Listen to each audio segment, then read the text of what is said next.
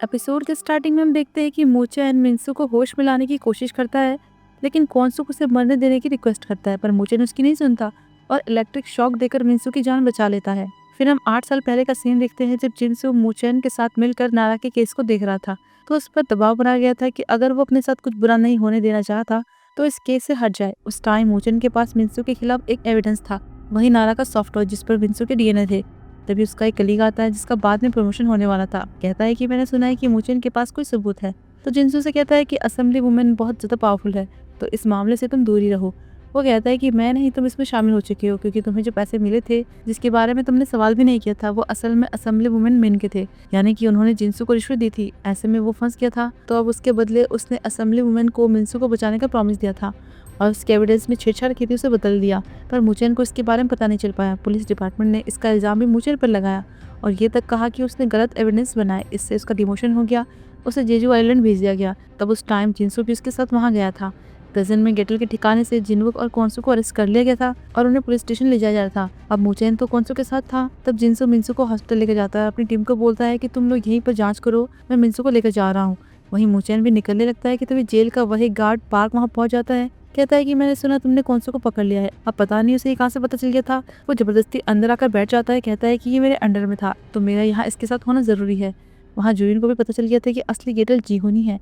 पहले तो उसे अरेस्ट करने के लिए हथकड़ी निकालने लगती है, लेकिन हिम्मत नहीं कर पाती और फिर उसे ऐसे ही साथ में लेकर बाहर आती है। तभी रास्ते पर कुछ लोग जो कि गेटल के ग्रुप के थे, उनका रास्ता रोक लेते हैं और जानबूझकर बहस करने की एक्टिंग करने लगते हैं ताकि जीवन भाग जाए। मौका पाकर वो निकल जाता है।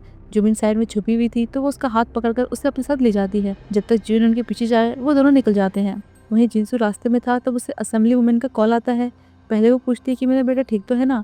वो कहता है हाँ। उनके पीछे मुचेन की कार आ रही थी, तो वो पूछती है कि मेरा बेटा किस गाड़ी में है, आगे वाली में या फिर पीछे वाली में। वो समझ आता है कि जरूर कुछ गड़बड़ करने वाली है, क्योंकि वो कह भी रही थी जिसने मेरे बेटे की हालत की है, मैं उसे छोड़ूंगी नहीं। इसलिए वो झूठ बोलता है कि मिंसू मेरे साथ पीछे वाली गाड़ी में है। बस इतना कहकर वो गाड़ी की स्पीड तेज कर देता है। पीछे बैन और मुझे समझ नहीं पाते कि जिनसू को अचानक हो क्या गया है, वो आगे क्यों भाग रहा है। तभी साइड वाली रोड से एक ट्रक बहुत तेजी में आने लगता है और जिनसू वाली गाड़ी को जोर से टक्कर मार देता है। गाड़ी साइड में जाकर टकरा जाती है।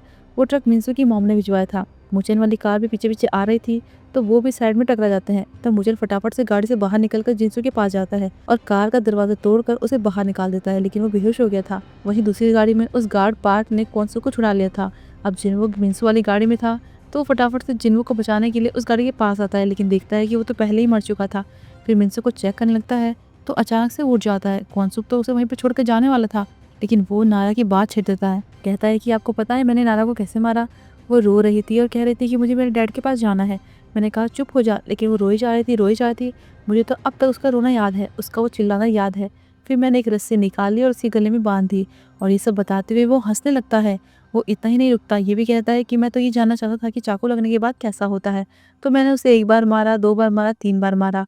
ये सुनकर तो कॉन्सू का खून खोल जाता है और वो शीशे का कांच उठाकर उसे मारने के लिए जाने लगता है, लेकिन मूचेन फायर करके उसे रोक लेता है। इस एक्सीडेंट की वजह से वहाँ पर गैसोलीन गिर गया था और स्ट्रीट लाइट टूट गई, तो गाड़ी में आग लगने वाली थी कि तभी पार्क पीछे से आकर मूचेन को चाकू से मारने लगता है। वो दोनों लड़ने लगते हैं, तो कॉन्सू मिंसू को मारने लगता है। इधर पार्क ने मूचेन को रोक लिया था, क्योंकि वो भी कॉन्सू के साथ मिला हुआ था। असल में वो ही गेटल नंबर 3 था। इतने में मिंसू वाली कार में आग लग जाती है, लेकिन वो फिर भी हंस रहा था। पर इस बार कॉन्सू भी उसे देखकर हंस रहा था, क्योंकि आखिर उनका मिशन पूरा होने वाला था। एकदम से कार में ब्लास्ट हो जाता है और मिंसू उसमें मर जाता है। तब पार्क कॉन्सू को लेकर उस दूसरी कार में भाग जाता है। मुचेन आधा घायल हो चुका था, लेकिन वो फिर भी अपनी तरफ से उन्हें रोकने की पूरी कोशिश करता है, पर वो भाग जाते हैं। उधर जून अभी भी जीवन को ढूंढ रही थी, लेकिन वो दोनों तो छुप गए थे। तभी उसे जॉर्डन का कॉल आता है और वो उसे एक्सीडेंट के बारे में बताता है। उसे तुरंत वहाँ जाने को बोलता है। वहाँ जिनसू की हालत बहुत ही क्रिटिकल थी, तो उसे एम्बुलेंस में ले जाया जाता है। थोड़ी देर बाद जून वहाँ पहुँचती है, तो देखती है कि मुचेन को चोट लगी थी, लेकिन उसका ध्यान तो जिनसू पर था। वो उसकी सुन ही नहीं रहा था, लेकिन वो जबरदस्ती पैरामेडिक को बुलाकर उसका इलाज करने को बोलती है।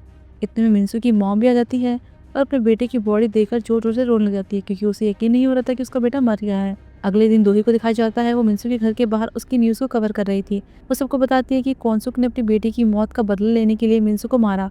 वो ओपनली गेटल का सपोर्ट कर रही थी कि उसने जिन लोगों को मारा वो सब क्रिमिनल्स थे, उन्होंने गलत काम किए थे। इस न्यूज़ के बाद दोही का बॉस उसे बुलाता है और कहता है कि तुम इस तरह से सबके सामने एक क्रिमिनल का सपोर्ट नहीं कर सकती हो। क्या तुमने असेंबली वुमेन का साथ छोड़ दिया है? तो वो कहती है कि उसके बेटे की मौत के बाद वो वापस नहीं आने वाली है। फिर उसके बाहर जाने के बाद उसका बॉस किसी को कॉल करके कहता है कि हम दोही को इस तरह काम नहीं करने दे सकते, वो बहुत ही खतरनाक है, तो हमें उससे छुटकारा पाना होगा। दूसरी तरफ हॉस्पिटल का सीन दिखाया जाता है। जिनसू अभी भी बेहोश था। तब बॉस मूचेन को बताता है कि शायद जिस ट्रक से एक्सीडेंट हुआ था उसका ड्राइवर नशे में था, लेकिन उसे तो लग रहा था कि शायद किसी ने उसे हायर किया है। इसलिए वो उस ड्राइवर के ट्रांजेक्शन रिकॉर्ड को चेक करने को बोलता है कि शायद उससे कुछ पता चल सके। वो कहता है कि जिसने भी उसे हायर किया था उसे उस रास्ते का पता था कि हम वहाँ से जा रहे हैं, और वो कौनसुक नहीं है, लेकिन मिंसू का उसके अलावा कोई और दुश्मन भी तो नहीं है, तो आखिर ऐसा कौन कर सकता है। तभी उसे ध्यान आता है कि मिंसू की मॉम को उस रास्ते के बारे में कैसे पता चला, वो वहाँ कैसे पहुंची, क्योंकि उस रूट के बारे में तो सिर्फ उन्हीं लोगों को पता था। तब बॉस को जिनसू पर शक होता है कि वो हर जगह तुम्हें फॉलो करता था, तो कहीं उसने कुछ तो नहीं किया, लेकिन मूचेन को उस पर पूरा भरोसा था। उधर फॉरेंसिक टीम और पुलिस टीम गिटल के ठिकाने को चेक कर रही थी। तब वहाँ पर बहुत सारी ड्राइंग थी जो कि नारा ने जीहुन की बनाई थी। जोडेन को लग रहा था कि जीहुन जुमिन की काफी क्लोज है, तो कहीं उसने उसे अपने बारे में कुछ बताया तो नहीं, लेकिन जुइन को ऐसा नहीं लग रहा था। वहीं जीहुन अभी एक खाली पड़े अपार्टमेंट में था। वो कॉन्सू को कॉल करता है और कहता है कि मिंसू की मौत के बाद हमारा काम खत्म हो गया है। तब जुमिन के आने की आवाज़ सुनकर वो कहता है कि हम अभी भी अपने प्लान में टिके रहेंगे, और जल्द ही मिलने का कहकर फ़ोन काट देता है। जुमिन उसके लिए कुछ खाने का सामान लेकर आती है, तो वो उसे थैंक्स कहकर जाने को बोलता है। कहता है कि अगर किसी ने तुम्हें मेरे साथ देख लिया तो तुम्हें मेरा साथी समझेंगे, लेकिन वो जाती नहीं, उसके साथ वहीं बैठ जाती है और कहती है कि मैंने भी लोगों को मारा है। सच कहूँ तो किलिंग वोट में हमेशा मैंने उन लोगों को मारने के लिए ही वोट किया था। इसका मतलब जो तुमने काम किया वो मैंने भी किया है, मैंने भी तो उन लोगों को मारा है। लेकिन वो फिर भी उसे जाने को बोलता है। तो वो कहती है कि जब तक सब लोग ये ना समझ जाए कि तुम गिटल क्यों बने, मैं तब तक तुम्हारे साथ ही रहूंगी। तो फिर सबसे पहले मुझे बताओ, मैं समझना चाहती हूँ। वो कहता है कि हम अभी जिस अपार्टमेंट में हैं वो मेरे पेरेंट्स का था। उन दोनों को एक चोर ने चाकू से मार डाला। मैंने सबको समझाया, सबको बताने की कोशिश की, पर किसी ने मेरा भरोसा नहीं किया, क्योंकि मैं बस 6 साल का था, तब मैं बहुत अकेला था। उस टाइम नारा और उसके डैड ने मुझे अपनाया। मिंसू ने मेरी बहन को मारा, इसलिए मैं गिटल बना। ऊपर मुचेन पार्क के बारे में पता करने के लिए जेल पहुंचता है, तो उसे पता चलता है कि वो सभी कैदियों से बहुत ज़्यादा नफरत करता था। इसलिए वार्डन को इस बात का ज़रा भी आइडिया नहीं लग पाया कि वो कॉन्सू की हेल्प कर रहा था। यहाँ हमें दिखाया जाता है कि पार्क ने कॉन्सू के कहने पर ही उसके लेटर्स मुचेन को दिखाए थे, और वो बाइक वाला जो मिंसू का पीछा कर रहा था, जिसने उसका लैपटॉप लिया, जिसने जेल की दीवार तोड़कर कॉन्सू को जेल से भगाया था, वो वही था। तब वो उस ट्रक का ड्राइवर बनकर आया था, और जब कॉन्सू को सजा सुनाई गई थी तब वो वहीं कोर्ट में था। प्रेजेंट में बैन मुचेन के पास पार्क की एक नोटबुक लेकर आता है, जिसमें कि वहाँ के कैदियों के नंबर्स की लिस्ट थी। काम पर वापस आकर मुचेन अपनी टीम को उन कैदियों की इन्फॉर्मेशन निकालने को बोलता है कि शायद उनसे कुछ पता चल सके। वहीं जुयुन जिनसू के फ़ोन की कॉल रिकॉर्डिंग सुन रही थी। उसे चेक करने के लिए मुचेन ने ही कहा था, क्योंकि मिंसू के पकड़े जाने से पहले उसने अचानक से खुद को सरेंडर कर दिया। वो नारा वाली वीडियो उसने जुइन के अलावा बस जिनसू को भी भेजी थी, इसलिए उसे उस पर शक हो गया था। और रिकॉर्डिंग से भी ये साफ पता चल रहा था कि वो असेंबली वुमन से मिला हुआ था, लेकिन मुचेन को फिर भी कहीं ना कहीं ये लग रहा था कि वो उसे धोखा नहीं दे सकता। मुचेन वो रिकॉर्डिंग सुनता है जिसमें जिनसू असेंबली वुमन को बता रहा था कि मिंसू उसके साथ पीछे वाली कार में है। तब जोइन बताती है कि उसने असेंबली वुमन के साथ अपनी सारी कॉल्स रिकॉर्ड कर रखी थी, शायद ताकि हमारे पास उसके खिलाफ एविडेंस हो। तुम्हारी हेल्प करने के लिए उसने खुद को सेक्रीफाइस कर दिया। ये सुनकर मुचेन फटाफट से कहीं निकल जाता है। तभी जोर्डन और कांग वहाँ आते हैं और उसे बताते हैं कि कमिश्नर ने कॉन्सू के साथ साथ जीहुन को भी वांटेड लिस्ट में डाल दिया है, और ये बात न्यूज़ में फैल गई थी। उधर मुचेन गुस्से में असेंबली वुमन के घर पहुंचता है, तो वो उस पर चिल्लाती है कि तुमने और कॉन्सू ने मेरे बेटे को मारा है। वो कहता है कि फिर पीछे वाली कार के बजाय तुमने आगे वाली कार को हिट क्यों किया। वो पहले तो चौंक जाती है, लेकिन फिर अपने असिस्टेंट को पुलिस के खिलाफ लॉ सूट फाइल करने को बोलती है। कहती है कि जो भी मेरे बेटे की मौत के जिम्मेदार है, मैं उसे छोड़ूंगी नहीं। मुचेन भी कहता है कि तुम कुछ भी कर लो, लेकिन ये फैक्ट नहीं बदलेगा कि तुमने ही अपने बेटे को खुद मारा, और उसे वार्न करता है कि जिनसू से दूर रहना, फिर चला जाता है। दूसरी तरफ जुयुन जीहुन की दादी से मिलने जेल आई हुई थी। उन्हें भी पता चल गया था कि जीहुन को वांटेड लिस्ट में डाल दिया गया है, और वो ये भी जानती थी कि जोइन यहाँ पर उसके बारे में पता करने के लिए ही आई है। इसलिए वो पहले ही साफ कह देते कि हम दोनों एक दूसरे को कुछ खास नहीं जानते थे, हमने तो कभी साथ में खाना भी नहीं खाया, और जितने भी क्राइम किए हैं मैंने अकेले किए हैं, उसमें जीहुन शामिल नहीं था। पर जुइन उन्हें मनाने की कोशिश करती है कि वो जीहुन के बारे में कुछ तो बताए, पर वो कुछ बता ही नहीं रही थी। तो जुइन बताती है कि मैंने भी अपने पेरेंट्स को खोया था, मैं रिवेंज चाहती थी, इसलिए मैं आपको और जीवन को समझ सकती हूँ, लेकिन आपको इस बार पुलिस पर भरोसा करना होगा। जीवन बहुत ही स्ट्रांग है, इसलिए तो मेरी बहन उसे पसंद करती है, और मुझे इस बात की खुशी है कि उसने जीवन जैसे लड़के को पसंद किया। आपने उसे बहुत ही अच्छे से पाला है। उसने मुझसे कहा था कि आप उसकी फैमिली जैसी हैं। इससे पहले कि देर हो जाए, उसे प्रोटेक्ट करने के लिए आपको हमारी हेल्प करनी होगी। ये सब सुनकर तो वो भी बहुत इमोशनल हो जाती हैं। जुयन फिर पुलिस स्टेशन जाती है। तब वहाँ पर असेंबली वुमेन की असिस्टेंट आई हुई थी, क्योंकि उन्होंने मिंसू की मौत के लिए पुलिस पर केस कर दिया था, और कंप्लेन में उसने ये लिखा था कि मिंसू तो बस एक सस्पेक्ट था, पर पुलिस की गलती की वजह से उसका किडनैप हुआ और उसकी मौत हो गई। असिस्टेंट के जाने के बाद मूचैन जुइन से कॉन्सू के बारे में पूछता है, तो वो बताती है कि एक्सीडेंट के बाद वहाँ से 2 किलोमीटर आगे उनकी गाड़ी मिली थी, लेकिन उनका कोई भी अता पता नहीं है। और कार के डैश कैम की मेमोरी कार्ड भी गायब है। फिर वह जीहुन के बारे में पूछता है कि क्या जुमिन को उसके बारे में कुछ पता है। वो कहते हैं कि पता नहीं, लेकिन उसका बिहेवियर मुझे कुछ परेशान कर रहा है। फिर उसे जुमिन की लोकेशन हिस्ट्री दिखाती है, जिससे उसे उसके दिन भर के मूवमेंट का पता चल रहा था। उधर जुमिन जीहुन को कॉल कर रही थी, लेकिन लग नहीं रहा था। तब उसे जुइन का मैसेज आता है कि जीहुन को वांटेड लिस्ट में डाल दिया गया है। ये देखकर वो फटाफट से जीहुन के पास अपार्टमेंट में पहुंचती है, लेकिन अचानक से मूचेन और जुइन वहां पहुंच जाते हैं। उन्होंने उसे फंसाने के लिए ये किया था, पर जीहुन वहां पर नहीं था। जुइन तो अपनी बहन पर गुस्सा करती है कि तुमने मुझसे झूठ क्यों बोला, तुम पागल हुए हो क्या। मूचेन उससे जीहुन के बारे में पूछता है तो वो झूठ कहती है कि मुझे नहीं पता, वो तो कुछ बच्चे कह रहे थे कि उन्होंने उसे यहाँ तेरे देखा, बस मैं इसलिए आ गई। लेकिन उन्हें उस पर यकीन नहीं था। जुइन उसका फोन छीनकर जीहुन का नंबर ले लेती है उसे ट्रैक करने के लिए। फिर मूचेन उस पर गुस्सा करता है, कहता है कि अगर तुम उसकी सच्ची फ्रेंड हो ना तो तुम उसे प्रोटेक्ट करती, उसे छुपाती ही नहीं। उसके लिए सबसे सेफ यही था कि वो खुद को सरेंडर कर दे। उनके जाने के बाद जुमिन जीहुन के लिए मैसेज छोड़ देती है कि वापस मत आना, जबकि वो तो अभी कौनसुक से मिलने आया था। पार्क भी वहीं पर था। उनका मकसद अब पूरा हो गया था, इसलिए कौनसुक जीहुन से कहता है कि तुम अब चले जाओ, अपनी एक नई फैमिली बनाओ और किसी को मत बताना कि तुम कहाँ जा रहे हो, मुझे भी नहीं। फिर उसे सॉरी कहता है कि मैंने अपने गुस्से, अपने बदले की वजह से तुम्हें भी इन सब में घसीट लिया। मुझे हर दिन इस बात का पछतावा होता था, लेकिन अब मैं सिर्फ एक चीज़ कर सकता हूँ कि खुद को सरेंडर। तो जितना जल्दी हो सके यहाँ से दूर चले जाओ। वो कहता है कि मैं आपको अकेले नहीं छोड़ सकता, मैं खुद को भी सरेंडर कर दूंगा। तो वो कहता है कि नहीं, तुम यहाँ पर नहीं रह सकते हो। असेंबली वुमेन तुम्हें नुकसान पहुँचाने की कोशिश करेगी, इसलिए मैं मूचेन से रिक्वेस्ट करूँगा कि तुम्हें वांटेड लिस्ट से हटा दे, तो तुम्हें यहाँ से जाना ही होगा। लेकिन मैं प्रॉमिस करता हूँ कि जब मैं जेल से छूट जाऊँगा तो तुम्हें ज़रूर ढूंढूंगा। इतना कुछ कहने के बाद वो मान जाता है।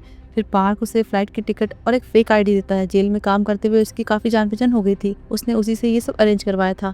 जीहुन जाने लगता है, तब वहाँ पर एक बच्चे को देखकर उसे नारा की याद आती है। तो वो वापस आता है और कौनसुक से कहता है कि अगर उस दिन में जल्दी पहुँच गया होता तो नारा की मौत नहीं होती। क्या आप उसके लिए मुझसे नाराज़ तो नहीं हो। तो वो उसे गले लगा लेता है और कहता है कि नहीं, मैं तुमसे नाराज़ नहीं हूँ। फिर इसकी जाने के बाद पार्क कौनसुक से कहता है कि क्या आपने उसे सच नहीं बताया है, वो उससे कुछ छुपा रहे थे। दूसरी तरफ पुलिस स्टेशन में उन लिस्ट वाले कैदियों की इन्फॉर्मेशन निकालने के बाद ये पता चला था कि एक कैदी के घर की बिजली और पानी यूज की गई है, जबकि वहाँ पर कोई भी नहीं रह रहा था। और एक टाइम पर वहाँ पार्क के डैड रहा करते थे। उन्हें शक होता है कि शायद कौनसुक वहीं पर होगा, तो पूरी टीम वहाँ के लिए निकलने लगती है। बाहर निकलते हुए जुइन मूचेन को बताती है कि पार्क के पेरेंट्स ने कुछ गलत इन्वेस्टमेंट किए थे, इसलिए बैंकरप्ट होने के बाद उन्होंने सुसाइड कर लिया। उसे ये इंजस्टिस लगा होगा, इसलिए उसने कौनसुक की हेल्प की। उधर जोमिन घर पर थी, तब उसे एक अननोन नंबर से कॉल आता है और वो जीहुन का कॉल था। वो बताता है कि मैं अभी तुम्हारे घर के बाहर हूँ। वो देखने जाती है तो वो सच में बाहर ही खड़ा था, क्योंकि अभी उसके पास सिर्फ एक वही फ्रेंड थी जिस पर वो भरोसा कर सकता था। इस बीच असेंबली वुमेन के आदमी दोही का किडनैप कर लेते हैं और उसे उसके घर ले आते हैं। तभी दोही को मूचेन का कॉल आता है, तो असेंबली वुमेन उसे बात करने को बोलती है। मूचेन ने तो उसे बस कौनसुक के बारे में पूछने के लिए कॉल किया था, क्योंकि कुछ टाइम पहले वो दोही के टीवी शो में आया था, लेकिन वो कहती है कि मुझे इस बारे में कुछ नहीं पता और अगली बार से मुझे कॉल मत करना। लेकिन फिर कुछ सोच कर कहती है कि जुइन से कहना कि मैं उसकी बर्थडे पार्टी में नहीं आ सकती, क्योंकि मुझे अचानक से एक बिजनेस ट्रिप पर जाना है। वो उसे इशारा करने की कोशिश कर रही थी, तभी असेंबली वुमेन की असिस्टेंट फ़ोन छीनकर काट देती है। मुचेन को भी थोड़ा अजीब लगता है, पर समझ नहीं पाता। दोही असेंबली वुमेन पर चिल्लाती है कि मैं एक एंकर हूँ, मेरे साथ तुम ये सब करोगे तो तुम मुसीबत में पड़ सकती हो। तो वो कहती है कि मुझे इससे कोई फर्क नहीं पड़ता, और फिर हंसने लगती है। कहती है कि पहले मैं अपने बेटे की कातिलों से बदला लूंगी, फिर तुम्हें जाने दूंगी। वहाँ जीहुन जुमिन के साथ घर पर था, वो बस आखिरी बार उससे मिलने आया था। इसके बाद वो जाने का बोलता है, तो वो कहती है कि तुम कहाँ जा रहे हो, तुम अभी माइनर हो, अगर तुम सरेंडर कर दोगे तो तुम्हें ज़्यादा सज़ा नहीं मिलेगी।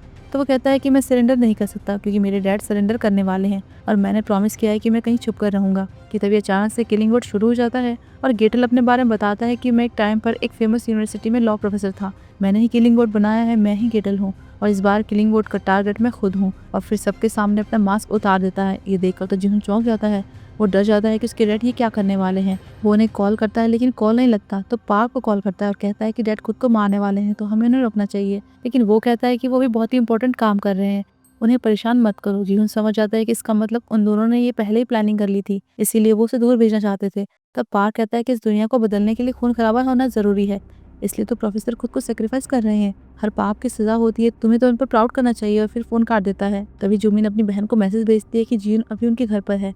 जीहुन तो निकलने वाला होता है, लेकिन वो उसका रास्ता रोक देती है। कहती है कि भागना हर चीज़ का सोल्यूशन नहीं है, तुम्हें सरेंडर कर देना चाहिए। पर उसे तो अपने डैड की चिंता हो रही थी। कहता है कि मैं अपने डैड को कन्विंस करूंगा और हम दोनों ही खुद को सरेंडर कर देंगे।